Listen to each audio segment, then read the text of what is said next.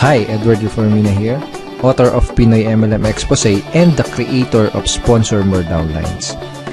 In this 3-part video training, ituturo ko sa iyo yung mga secret sponsoring strategies na nadiskubre at natutunan ko na tumutulong sa akin para makapag-sponsor ng 10 up to 23 direct downlines every single month. Ang goal ko sa video na to ay ma-share sa iyo yung mga strategies na natutunan ko and hopefully ma-apply mo din tong mga strategies na to sa business na ginagawa mo ngayon para makuha mo yung resulta na gusto mo. Ginagawa ko to dahil alam ko na madaming Pinoy networkers ang nagsistruggle o nahihirapan sa kanilang network marketing business. So sa ganitong paraan, I hope makatulong kahit paano.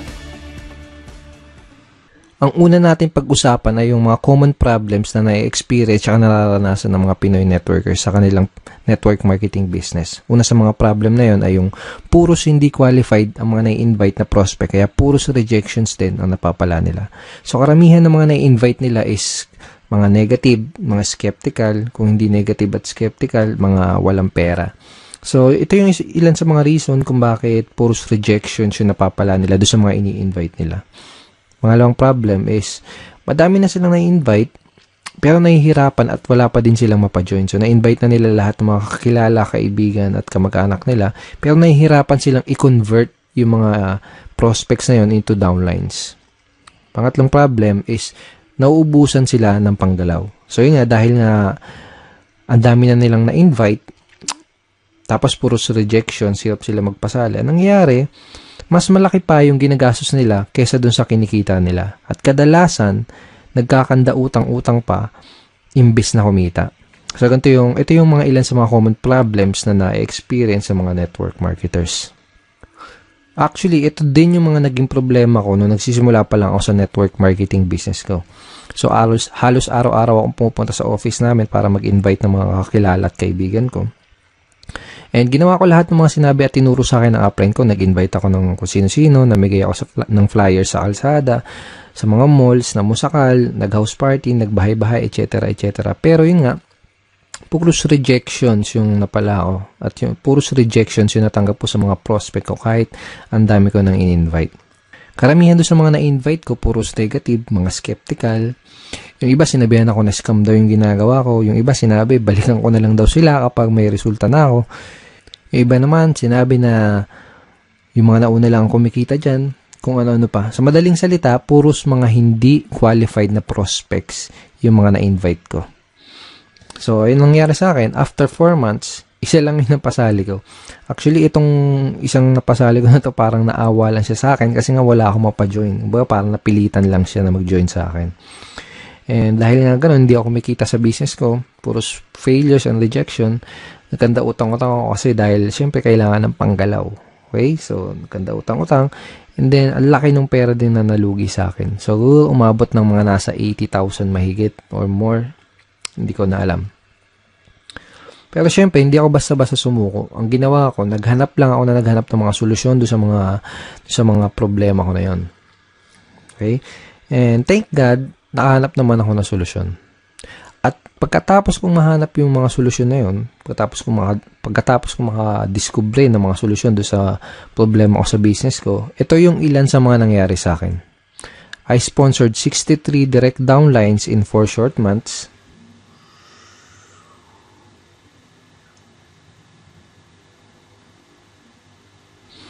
And consistently na din ako nakakapag-sponsor ng 10 up to 23 direct downlines every single month. Tapos mas mabilis ko na-build yung business ko at nagsimula akong mag-duplicate dun sa mga kagrupo ko. Okay? So, yung mga solutions na natutunan ko, yung mga solution na na-discover ko, yun yung mga pag-uusapan natin sa 3-part video training na to. Yung mga solusyon na yun yung mga matututunan mo sa video training series na to. Okay, so pag-usapan ulit natin yung typical scenario na nangyari sa mga network marketers. So, pumasok sila sa network marketing business nila, first time man or kung may past experience. Pero nangyari ganito, excited sila sa una, pump up sila. So, shinare kagad nila yung business nila sa mga kaibigan, sa mga kakilala, kamag-anak nila. Nag-prospecting agad sila, nag-share sa Facebook, invite dito, invite doon, invite sa kaliwat kanan yung pag-i-invite. Tapos excited na excited sila and pump up sila dahil ang ine-expect nila is makuha na nila yung mga pangarap nila. Ine-expect nila is makuha na nila yung mga goals nila. Okay? Pero ang nangyayari, unfortunately, puros rejections, puros failures, at puros frustrations yung na sumasalubong sa kanila. Tapos nagtataka sila kung bakit ganun yung nangyayari. Hindi nila alam kung bakit ganun yung nagiging resulta kahit binibigay naman nila lahat ng effort nila. Kahit ginagawa na nila lahat ng mga tinuturo sa kanila. Hindi nila alam na ang tunay na problema, kaya sila nahihirapan, ang dahilan kung bakit puros rejections ang napapala nila ay dahil hindi nila alam kung paano mag-pre-qualify o mag-sort out ng mga prospects. Kaya nangyayari, madami silang oras, effort at pera na sinasayang sa pakikipag-usap sa mga unqualified na prospects. Hindi din nila alam kung paano sagutin ng tama yung mga common MLM objections. Kaya kahit qualified na yung mga prospect na kausap nila, hindi pa din nila mapajoin dahil sa mga objections na hindi nila nasasagot ng tama. Okay? At hindi nila alam, karamihan, hindi nila alam kung paano mag-close effectively. Kaya kahit madami silang mga prospects na kinakausap, hirap pa din silang makapag-recruit. Bago ko ituro, bago ko i-share sa iyo yung mga solusyon sa mga problema na to, first, I would like you to imagine na nag-apply ka sa McDonald's. Sabihin natin, nag-apply ka sa McDonald's tapos natanggap ka sa trabaho. Pero ito yung scenario. Wala kang kahit anong alam sa pagluluto, hindi ka pa nakapagprito kahit isang beses, hindi mo pa nagagawang magluto sa tanan ng buhay mo. Okay? Ngayon, ito yung tanong. Kapag inutusan ka ba ng manager para pumunta doon sa kitchen para magprito ng burger patty, ang tanong is, magagawa mo ba ng tama yung trabaho mo? Yung inutos sa'yo? Malamang hindi kasi nga wala ka pang background, wala ka pang knowledge para gawin yung task na yan. Tingin mo alam mo kung kailan mo babaliktarin yung burger patty. Tingin mo alam mo kung luto na o kung hilaw pa yung burger patty na niluluto mo. Malamang hindi kasi nga wala ka pa nung idea, wala ka pa nung tamang knowledge para gawin yung trabaho na yun. So, para magawa mo yung trabaho, ang gagawin nila sa totoong buhay, ang gagawin nila sa'yo dito kapag nag-apply ka pag pumasok ka sa McDo, ang gagawin nila sa'yo, bibigyan ka nila ng tamang training. Okay? Bigyan ka nila ng tamang training para magkaroon ka ng tamang knowledge. Pag meron ka na ng tamang knowledge, magkakaroon ka ng tamang skills para magawa mo ng tama yung trabaho mo. So, ganun din dito sa network marketing. Kung gusto mong magawa ng tama ang negosyo mo, kailangan mo ng tamang training at kailangan mong matutunan yung mga tamang skills. Lalo na kung first time mo pa lang sa network marketing or kung bago ka pa lang sa business mo. Ang solution dun sa mga pinag-usapan natin kaninang common network marketing problems is to acquire skills. Okay? Kasi kapag meron ka na ng mga tamang skills, tamang network marketing skills, yun yung magiging susi mo para maging successful ka sa network marketing business mo. Okay? Let's face it, kahit ano pang career at kahit ano pang business ang pasukin mo, you need to acquire skills. Kahit yung simpleng pagbabaligtad lang ng burger patty sa McDonald's, kahit yung simpleng ganung trabaho is kailangan ng tamang skills, kailangan ng tamang training. What more pa kaya yung network marketing business mo, di ba? So, karamihan ng mga networkers parang ganito kasi nangyayari. Para silang sumusugod sa gera na wala silang dalang bala. Kumbaga, hataw sila ng hataw, araw-araw silang humahataw, kahit wala pa sila ng mga necessary skills na kailangan para magkaroon ng resulta at para magawa ng tama yung business nila.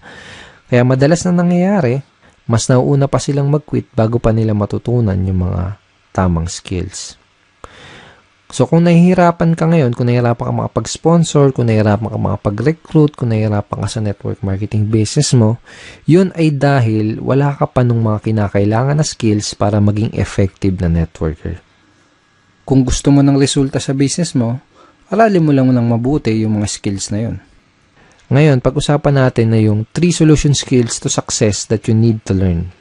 Ito na yung mga skills na kailangan mong matutunan. Ito na yung mga skills na kailangan mong ma-master kung gusto mong magkaroon ng resulta sa business mo. Okay, first skill is sorting skill. Second is objection handling. Third is closing skill.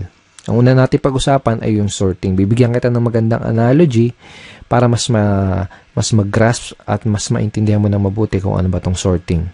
So, sabihin natin may nakita kang 3 mansanas dun sa lamesa. Okay? So, gusto mo kumain ng mansanas, kaya ang ginawa mo, kumuha ka ng kutsilyo, hiniwa mo sa gitna yung mansanas. Yung unang mansanas nakita mo, bulok na yung loob niya. So, ang ginawa mo, hindi mo kinain. Okay? Pangalawang mansanas na hiniwa mo, nakita mo, may uod yung loob. So, ang ginawa mo, hindi mo din kinain. Okay? Yung pangatlong mansanas na hiniwa mo, nakita mo, okay na siya. Hinug na, at pwedeng-pwede nang kainin.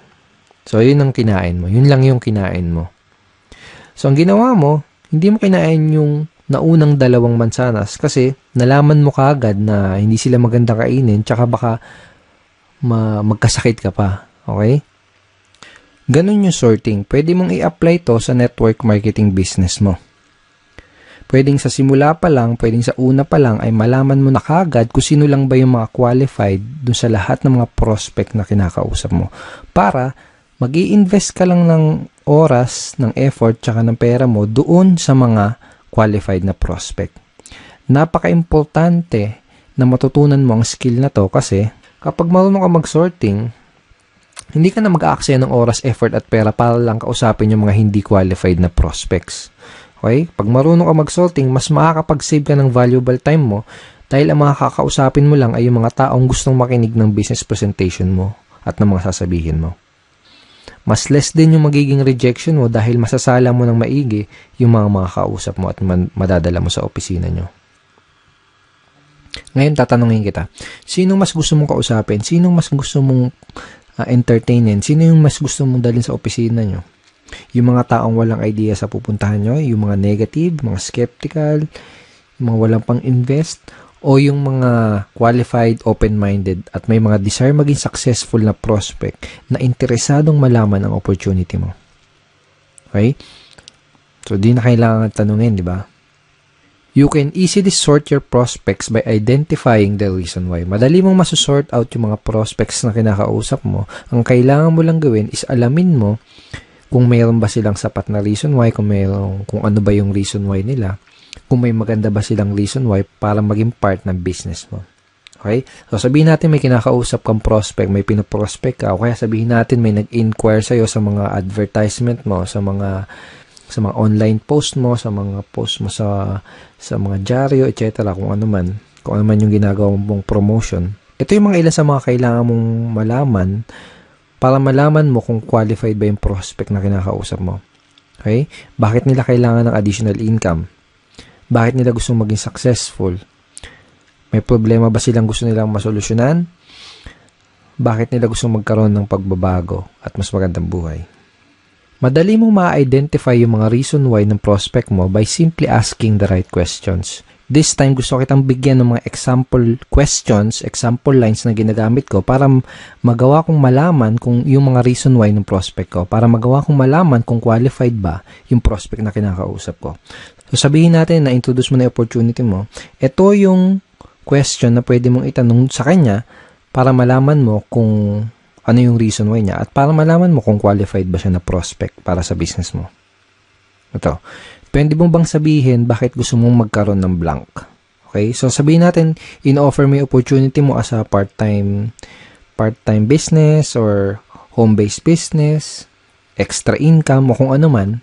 Ganito. Ganito sasabihin mo. Pwede mo bang sabihin bakit gusto mong magkaroon ng home-based business? Pwede mo bang sabihin bakit gusto mong magkaroon ng part-time income?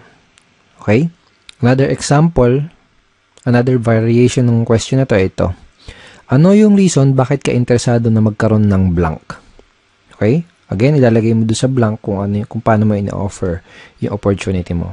For example, ano yung reason bakit ka interesado na magkaroon ng home-based business? Ano yung reason bakit ka interesado na magkaroon ng part-time income? Ano yung reason bakit ka interesado na magkaroon ng additional source of income? Malalaman mo kung qualified ba yung prospect na kinakausap mo base dun sa isasagot niya dito sa itatanong mo. Kapag tinanong mo sa prospect mo to, ganito yung pwedeng isagot niya sa'yo. Okay. So, basically, this is a screenshot ng chat conversation ko with the prospect. Basically, may kinakausap akong prospect sa Facebook and gusto kong malaman kung qualified ba siya na prospect para sa business ko. Kaya tinanong ko, ito, bakit mo gustong magkaroon ng additional source of income? So, ang sinagot niya, first reason is family. Okay? And sinabi niya din na lumalaki na yung family ko. I have one daughter and incoming baby this May 2013. So basically, ang nangyari, sinabi niya sa akin yung reason why niya. Kung bakit niya gusto magkaroon ng additional source of income. Nalaman ko na qualified siya na prospect dahil meron siyang sapat at magandang reason why para gawin yung negosyo. Okay? Nalaman ko na kailangan niya ng dagdag na income kasi nga lumalaki na yung family niya. So, lumalaki na yung mga bills na babayaran niya, mga nganak yung misis niya, etc. So, sa madaling salita, nalaman ko na qualified siya na prospect by simply asking these questions. Okay. Lahat ng prospect na kinakausap ko, inaalam ko muna ng maigi kung meron ba silang maganda o sapat na reason why. Doon ko kasi malalaman kung qualified ba sila na prospect o hindi. Alam ko kasi na kung wala silang mabibigay na magandang reason why or sapat na reason why, hindi rin sila mamomotivate na mag-take ng action. Hindi sila mamomotivate na mag-join, hindi sila mamomotivate na maglabas ng kapital. Baga wala silang sapat na reason why para magsimula ng isang network marketing business. Kung wala silang mabibigay sa akin na magandang reason why or sapat na reason why, hindi ako mag-aaksaya ng panahon para explainan pa sila, para dalhin pa sila sa office. That is how I sort my prospects and that is how I qualify my prospects. Okay, so possible scenario, sabihin natin na tinanong mo na to sa tong questions na to sa prospect mo, pero sabihin natin ang nangyari ay hindi kagad siya nag-open up sa'yo. Sabihin natin na hindi niya kagad sinabi sa'yo yung reason why niya. Posible kasi na mangyari yon, lalo na kung kakikilala mo pa lang sa kanya o kaya hindi ka pa nakakapag-build ng rapport. Posible na kapag tinanong mo sa kanya tong questions na to, itong ano yung reason bakit ka interesado na magkaroon ng additional source of income, posible na yung isagot niya lang sa'yo ay parang yung mga wala lang. Gusto ko lang kumita ng additional income. Pwedeng ganon. So, walang sapat na reason why, di ba? O kaya naman, pwedeng ang isagot niya ay wala lang. Sino ba naman ang ayaw kumita ng additional income? Parang ganon. So, wala ding sapat na reason why. Ang questions na pwede mong itanong do sa prospect mo para magawa mong mag-open up siya sa'yo at para magawa mong ma-identify yung reason why niya ay itong mga questions na to. Ito, sabihin natin na kumikita ka na ng part-time income, magkano ang gusto mong kitain on a monthly basis? O kaya magkano ang gusto mong kitain na additional income per month? Parang gano'n. Kapag tinanong mo sa prospect mo to, gagawin niya is magbibigay siya sa'yo ng figures. Usually, sasabihin nila ng prospect is 10,000 per month, 20,000 per month, 50,000 per month, or 100,000 per month. Iba-iba. Okay, so kahit na anong ibigay niya sa yung figure, ito yung next na question na pwede mong itanong sa kanya.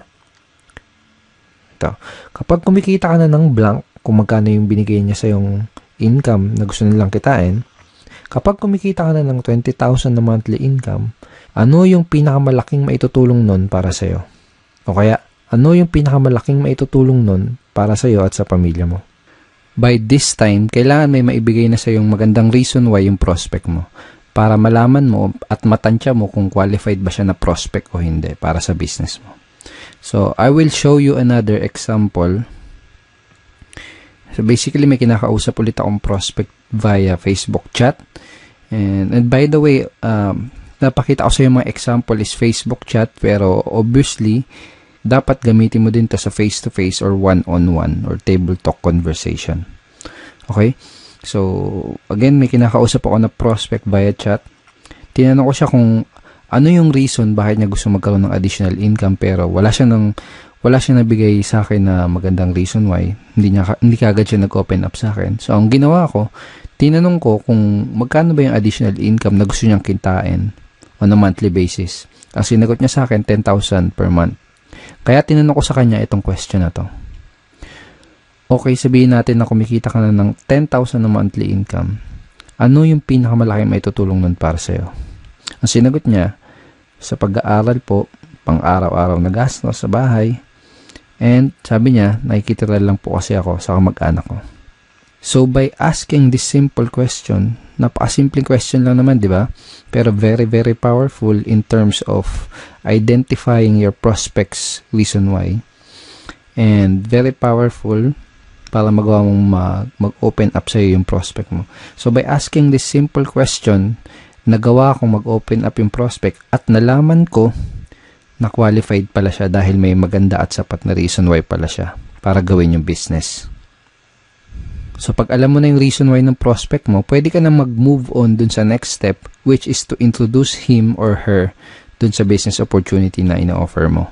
So, kapag alam mo na yung reason why ng prospect mo, kapag alam mo na yung gusto niyang monthly income na kitain, ito yung line na pwede mong gamitin para madali mong ma-invite yung prospect mo doon sa inyong business opportunity meeting or BOM, sa inyong seminar or online video, kung ano man. Depende sa company nyo.